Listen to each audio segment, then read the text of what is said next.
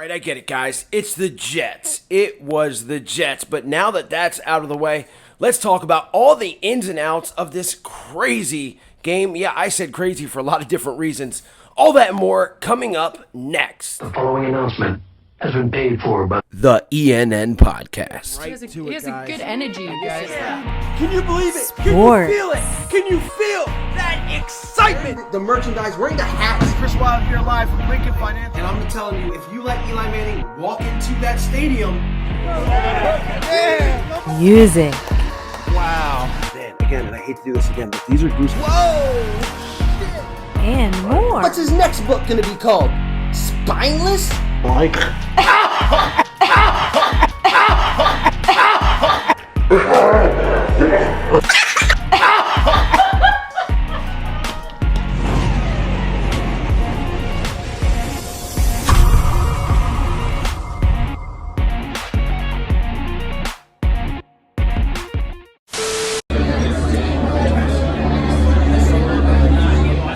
Ho, ho, happy holidays, and welcome back to another edition of the ENN Podcast with professional wrestler Chris Wild, the 1CW Workhorse Champion, the 2020 Big League Fantasy Football Champion, and the good brother of Broad Street, and we are coming off the heels of a win before a bye week against the New York Jets at MetLife Stadium. Second week in a row, we're at that dump. I'm just kidding. MetLife is actually an okay stadium, but the teams there are trash. And we're 1-for-1 against these two bad teams. And look, yesterday's game was not so much a blowout, but I mean, it was as close to a blowout as you can get, 33-18. The Eagles win over the Jets. And all I've heard today, and even yesterday during the game, I had to keep on reminding myself, this is the New York Jets. They're a bad football team. This is what the Eagles should do. But if you've been living under a rock for the past 2 weeks, maybe you were in jail and didn't get to see the game, the Philadelphia Eagles were without their starting quarterback, Jalen Hurts. A guy that's carried this team the entire year, had a horrible game against the Giants in a loss a week before. 3 interceptions, 4 turnovers total for the team. And it was probably his worst game of his life, I'm going to guess.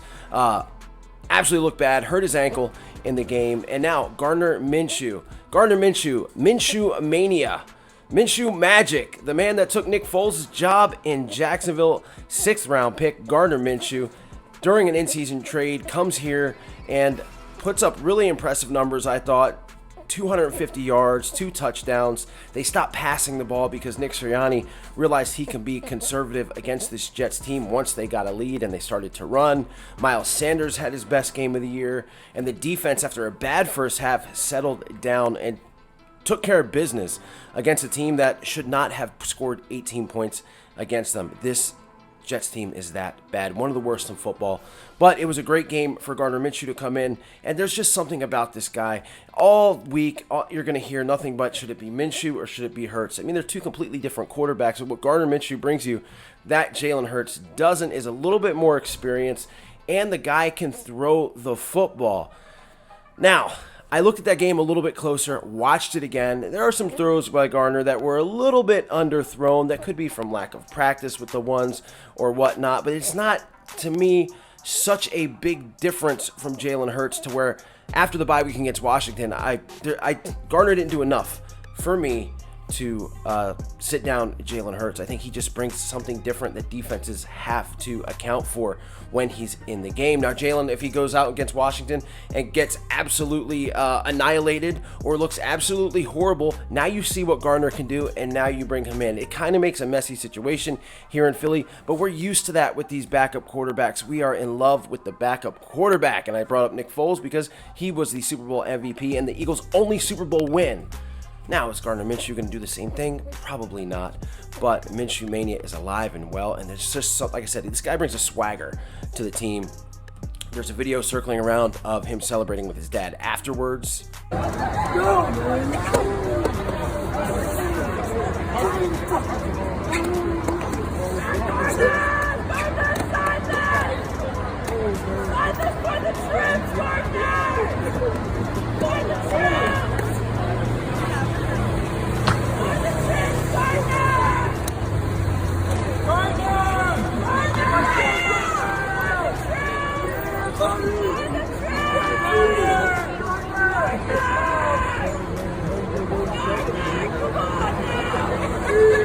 And that touched a lot of guys because everybody, or at least I'm not going to say everybody, at least I know I'm very close to my father, and that's probably what I would do as well. He was so happy because this is a career move for Gardner Minshew. This gives him trade value in the offseason. I mean, Gardner Minshew could start for a lot of teams, in my opinion, this year. The aforementioned New York Giants, how the hell did the Eagles lose to the Giants? Giants fall to Miami yesterday, 20-9. I know Daniel Jones was out. Daniel Jones, it's not like he's a good quarterback. I don't think that had anything to do with the Giants losing the game, but this goes to show that last week the Eagles did not come to play. All those self-inflicted wounds really gave them that loss. And I talk about self-inflicted wounds. You talk about wounds, you're probably a little bit worried about the Eagles' injury situation. Earlier today, Nick Sirianni gave some nothing but positive news on these injuries. We saw Jason Kelce leave the game. It's probable that he'll be back for the Washington game. Same with Miles Sanders. Jordan Howard, please, I need me some Jordan Howard back on this football team because they just even though the Eagles had a good running day yesterday, Jordan just brings something a little bit different to that. Brandon Brooks, still no timetable on him. I don't even expect him to be back at all this year. And Stevie Nelson should be good to go as well, as they were all hurt. One of the stories coming out of this, and it is in the title, is C.J. Mosley kind of whined and cried after the game that the Eagles disrespected them pregame. Fletcher Cox didn't shake their hands, and that Fletcher was laughing at Robert Saleh during the game. Well, here's my thoughts on that. Fletcher Cox clapped back with a picture of him actually hugging the Jets at the coin toss, so that kind of puts that one to bed. As far as laughing at Robert Saleh, I was laughing at Robert Saleh. I expect the players to too. Look, this is a guy, and you go back in the archives, I wanted the Philadelphia Eagles to sign his head coach. I mean, impressive resume with the 49ers as their defensive coordinator. He just had that look, that toughness, that no nonsense. And then I see him on the sideline with the New York Jets, and the guy looks like the most disinterested dude. He looks like a guy that you just picked to coach your to coach your Sandlot football game. Like he just like your backyard football game. He's just sitting there, hat all effed up, disinterested, crying to the officials about everything. Calls that are just called, whether they're right or wrong. These calls are called in every game all of the time. You've got a football team that sucks. That should be the last of your worries. And he just looked like a guy that I can't see people following or leading. And again, I'm not a Jets fan. I don't follow the Jets, so I could be completely off base. Maybe the guy was just having a bad day. But yeah, he looked like a clown out there. I would laugh at him as well. So there is that. Fletcher Cox, it doesn't seem like a very disrespectful guy to me.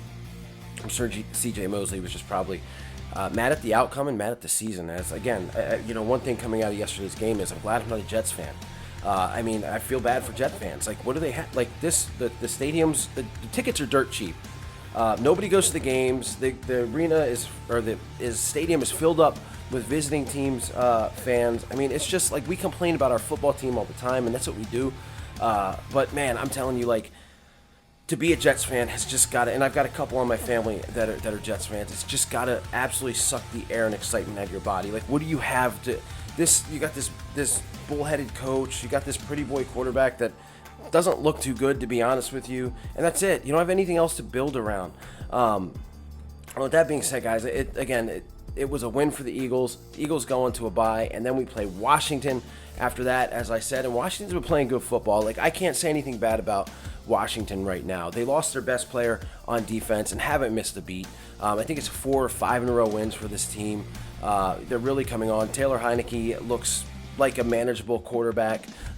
They've got a good coach. This is not going to be an easy win. This isn't going to be an easy game by any stretch of the imagination. I hope the Eagles take this bye week, and they need it, man, because they're hurting bad. But they definitely need this bye week, and it's coming at the right time. And I appreciate everybody that's been following me. That's been the live streams from the studio. We're back in the bar. We'll be doing some studio stuff again.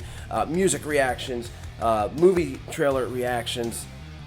It's all coming. A lot of content. New Soprambros content coming as well. As this season kind of is starting to get a little exciting. The Eagles are actually in the playoff hunt. I cannot believe that I'm saying that.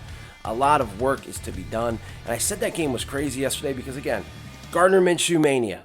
I mean, there's the fan base, once again, starting to split. What will Jalen Hurts do? Fletcher Cox laughing at the New York Jets. It was just Robert Saleh looking like a goof. It was just one of those games. And I got to be honest with you, Jonathan Gannon, I swear to you, man, like, I don't think Jonathan Gannon's going to make it out of this season. They're not going to fire him in season, but I don't think this guy, like, how you don't have your team ready after last week to play the Jets, and you had the Jets the first half looking like, I mean, their offense looked unstoppable. I mean, we're talking about an offense without really, Elijah Moore is your starting wide receiver. You got a rookie quarterback, and Tevin Coleman. Like, it's just unreal to me how that happens. No pressure brought once again for the first half, making this guy look like Joe Montana, being scared of these offenses. It's getting to the point where I'm just really, really tired of Jonathan Gannon. But with that being said, I'm not going to complain about a W going into a bye week during the Christmas season, having tons of fun, having a blast here with you guys. And I'm just really excited about this football team and what we saw yesterday, as the needle is starting to point up for those Philadelphia Eagles after last week's just puke, horrible. And it's funny because the Giant fans that got to me last week with the how about those Giants, quiet, crickets, nothing, not a text message, nothing this week, and I wonder why that was. We see them at the link, and in a couple weeks, I plan on being there, by the way. That being said, I've rambled on enough. Minshew Mania, is it here to stay or not? Coming up soon, we're going to talk about Nick Sirianni. I didn't talk about him this video because I want to talk about the evolution of Nick Sirianni these past couple weeks, and just some things that I'm noticing. And also, we're going to look at Brian Baldinger looking at Gardner Minshew and what he brought to this Eagles team. Also, real quick before I go, a lot of people are talking about Devontae Smith having the least amount of snaps out of the three wide receivers, or he had the third amount of snaps out of the wide receivers. Jalen Reagor had more than him. Nick Sirianni said today that it was because they were in 13 personnel. I believe, look, and even with Jalen Hurts, there's a reason, and I know, conspiracy theory, whatever. There's a reason why I think Jalen sat, and the reason why I think Devontae didn't play that much. Those guys, obviously, very, very important to the offense. MetLife Stadium's turf sucks. It's not good turf. I mean, Saquon Barkley's been getting hurt on it for years.